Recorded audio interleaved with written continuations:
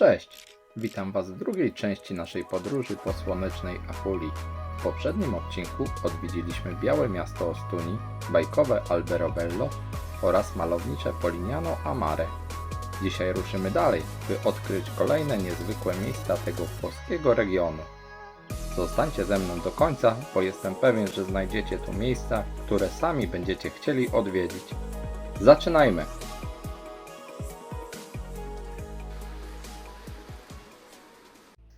Po zwiedzaniu malowniczego Polignano a Mare ruszamy zaledwie kilkanaście kilometrów na południe.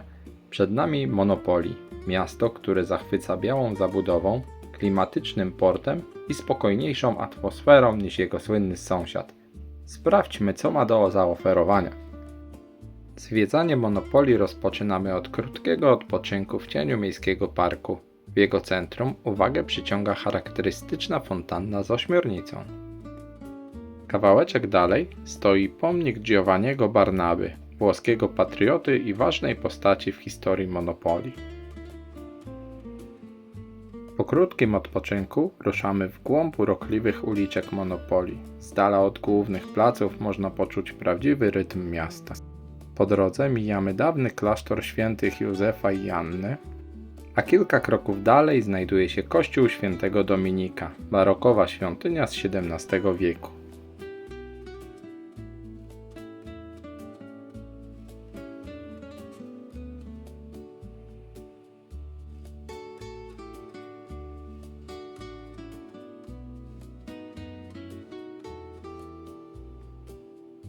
Po spacerze wąskimi uliczkami robimy kolejną krótką przerwę, tym razem nad samym Adriatykiem.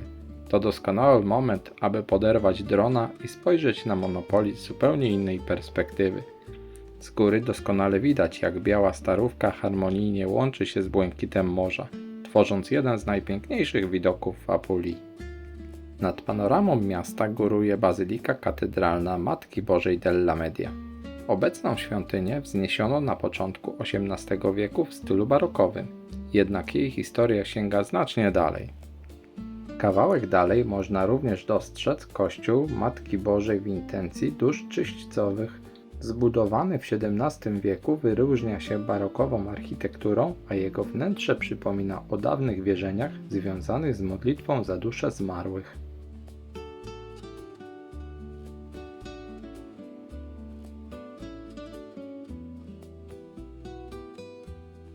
Już od wejścia uwagę przyciąga bogato zdobiony barokowy ołtarz oraz efektowne sklepienie pokryte dekoracjami i freskami.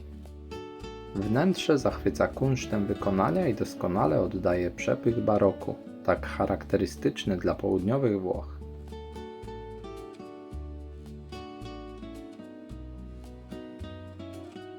Po chwili zadumy opuszczamy kościół i ponownie zanurzamy się w labiryncie wąskich uliczek Monopoli. Kierujemy się w stronę mariny, mijając klimatyczne restauracje, kawiarnie i domy, których historia sięga nawet kilkuset lat. Nagle naszą uwagę przyciąga dźwięk saksofonu. Przy nabrzeżu jeden z ulicznych muzyków tworzy niezwykłą atmosferę, a jego muzyka doskonale komponuje się z szumem fal. To idealny moment, by na chwilę usiąść, odpocząć i po prostu chłonąć wyjątkowy klimat włoskiego wybrzeża.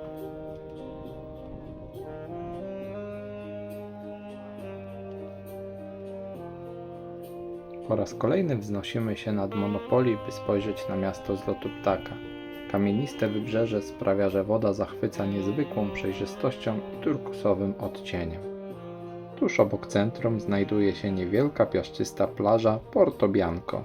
Dzięki łagodnemu zejściu do morza i krystalicznie czystej wodzie jest to jedno z najchętniej odwiedzanych miejsc zarówno przez mieszkańców, jak i turystów.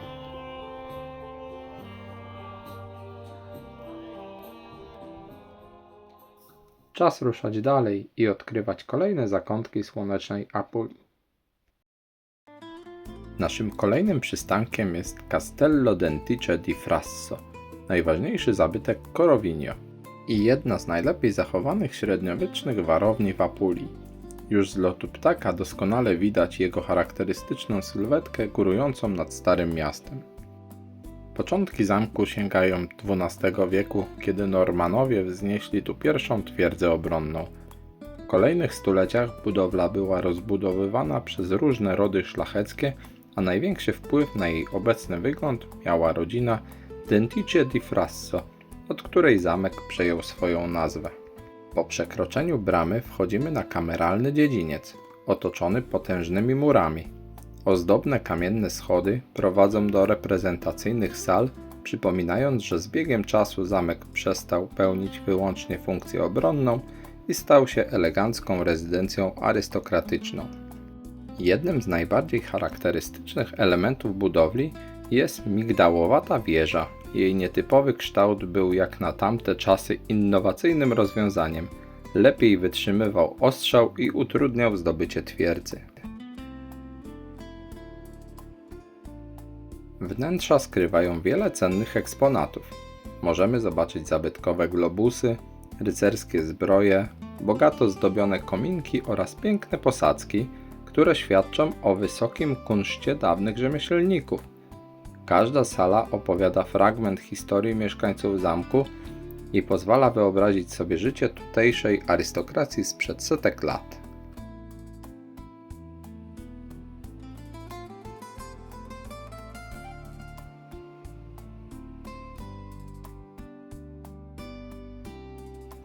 Dziś Castello Dentice di Frasso jest nie tylko symbolem Corovigno, ale także miejscem, w którym średniowieczna historia harmonijnie łączy się z renesansową elegancją. To obowiązkowy punkt dla każdego, kto chce lepiej poznać historię Apulii.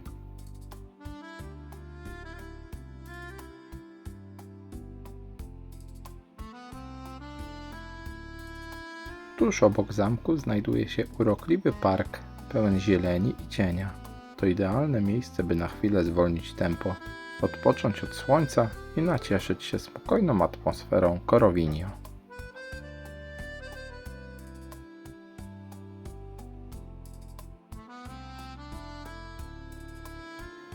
Corovigno po raz kolejny udowadnia, że największy urok Apulii kryje się nie tylko w znanych kurortach, ale również w mniejszych miejscowościach pełnych historii i autentycznego włoskiego klimatu. A to jeszcze nie koniec naszej podróży. Naszym kolejnym przystankiem jest Locorotondo, niewielkie miasteczko, które od lat znajduje się w gronie najpiękniejszych miejsc we Włoszech. Nazwa Locorotondo oznacza dosłownie okrągłe miejsce, a historyczne centrum zostało zbudowane na planie niemal idealnego koła.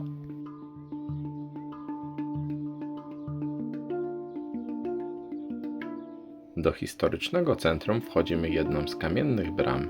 Już po kilku krokach wąskie uliczki zachwycają białymi elewacjami, kolorowymi kwiatami i spokojną atmosferą, z której słynie Locorotondo.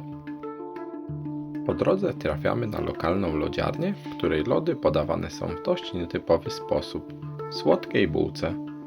Taki sposób podania jest charakterystyczny dla tej części Włoch.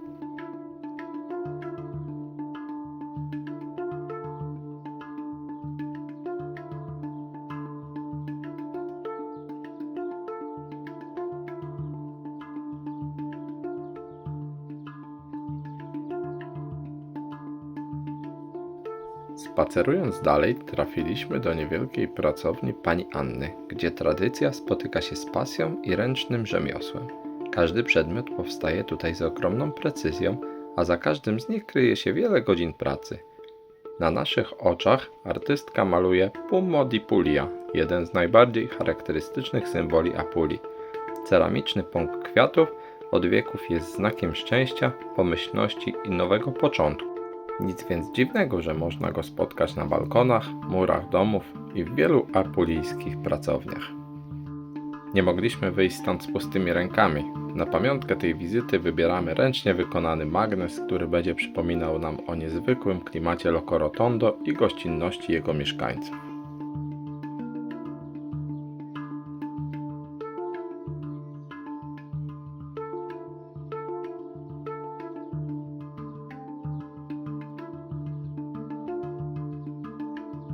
Spacerując kolejnymi uliczkami, docieramy do niewielkiej kaplicy Matki Bożej Wspomożenia.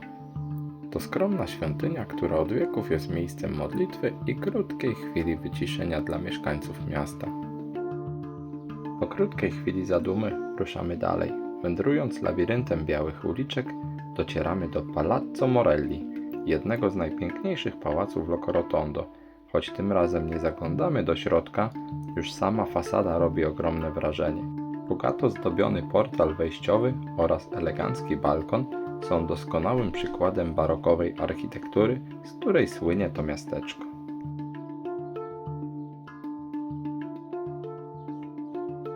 Po raz kolejny wznosimy się nad Locorotondo, aby z lotu ptaka podziwiać niezwykły układ miasta. Historyczne centrum zostało zbudowane na planie niemal idealnego koła, co jest rzadkością we Włoszech.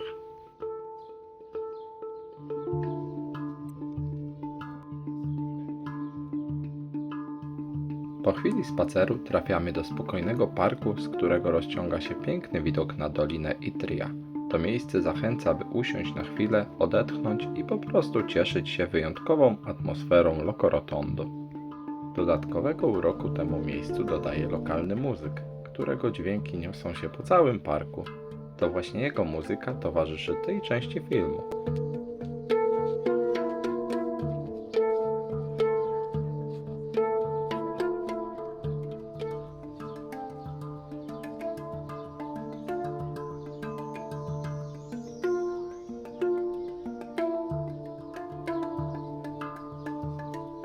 Trudno wyobrazić sobie lepszą ścieżkę dźwiękową, autentyczną, spokojną i idealnie oddającą klimat tego niezwykłego miasteczka.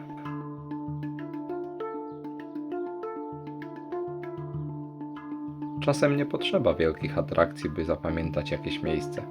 Wystarczy ławka w cieniu drzew, piękny widok i muzyka płynąca prosto z serca. Właśnie takie chwile sprawiają, że Locorotondo zostaje w pamięci na bardzo długo.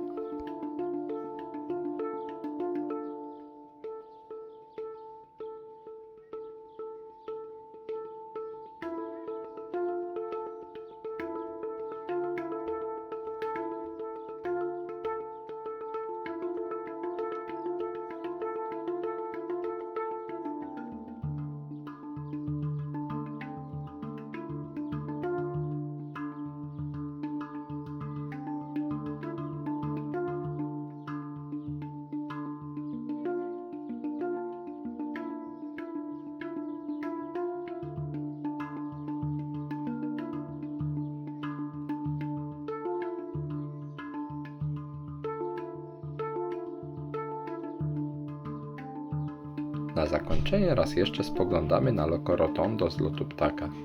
Promienie zachodzącego słońca otulają białe uliczki miasta ciepłym, złotym światłem, nadając mu jeszcze bardziej niezwykły charakter.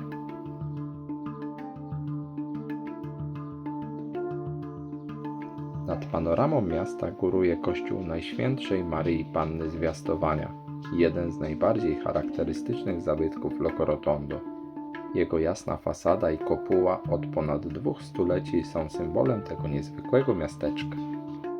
Locorotondo zachwyca nie tylko swoją architekturą, ale przede wszystkim spokojem i atmosferą, która sprawia, że chce się tu zostać trochę dłużej. To jedno z tych miejsc, które nie potrzebuje wielkich atrakcji, by na długo zostać w pamięci. A my ruszamy dalej, by odkrywać kolejne zakątki niezwykłej Apulii. Po zwiedzaniu urokliwych miasteczek docieramy do Brindisi, miasta, którego historia od ponad 2000 lat nierozerwalnie związana jest z morzem. Spacer rozpoczynamy od nadmorskiej promenady, jednego z najprzyjemniejszych miejsc w całym mieście. To tutaj najlepiej poczuć atmosferę Brindisi. Na chwilę zatrzymujemy się przy rzymskiej kolumnie, będącej symbolem Brindisi. To właśnie tutaj kończyła się legendarna Via Appia, droga, którą przez wieki podróżowali kupcy, żołnierze i pielgrzymi.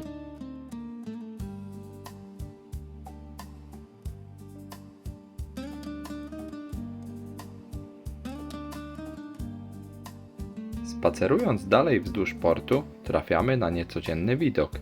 Brindisi przygotowuje się właśnie do rundy Mistrzostw Świata Formuły 2 na wodzie, jednej z najbardziej widowiskowych serii wyścigów motorowych.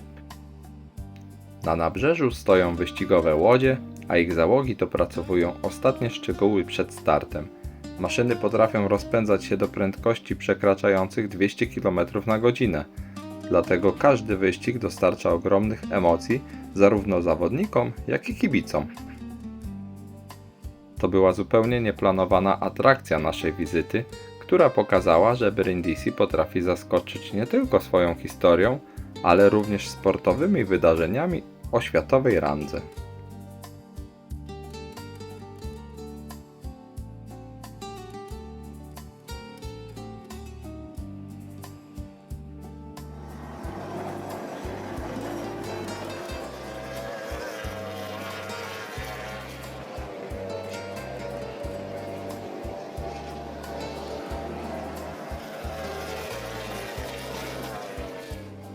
Spacerując promenadą docieramy do fontanny Imperium, jednego z charakterystycznych zabytków Brindisi. Powstała w 1940 roku. Jest nie tylko świadectwem burzliwej historii Włoch, ale również popularnym miejscem spotkań mieszkańców. Tuż obok stoi pomnik poległych Włoch, miejsce poświęcone pamięci żołnierzy, którzy zginęli podczas wojen. To jeden z najważniejszych pomników pamięci w Brindisi, przypominający o burzliwej historii tego miasta. Idąc dalej, docieramy do pomnika Cezara Augusta, pierwszego cesarza rzymskiego. To właśnie za jego panowania Brindisi przeżywało okres największego rozkwitu, stając się jednym z najważniejszych portów Imperium Rzymskiego i bramą prowadzącą na wschód. Posąg przypomina o starożytnych korzeniach miasta i jego ogromnym znaczeniu dla handlu, żeglugi oraz rozwoju całego regionu. Trudno o lepsze miejsce, by na chwilę przenieść się myślami do czasów potęgi Rzymu. Powoli kończymy zwiedzanie Brindisi i wracamy w stronę portu. Zanim jednak ruszymy dalej, zatrzymujemy się w jednej z lokalnych restauracji. Na naszym stole lądują świeże sałatki z owocami morza, przygotowane z lokalnych składników, a także chrupiąca focaccia oraz arancini. To idealne zakończenie spaceru po Brindisi. I tak dobiega końca nasza podróż po Apulii. Przez ostatnie dni odwiedziliśmy niezwykłe miejsca. Każde z nich miało swój wyjątkowy charakter i pokazało nam inne oblicze tego pięknego regionu. Apulia zachwyca nie tylko zabytkami i krajobrazami, ale także gościnnością mieszkańców, wyśmienitą kuchnią i atmosferą, która sprawia, że chce się tu wracać.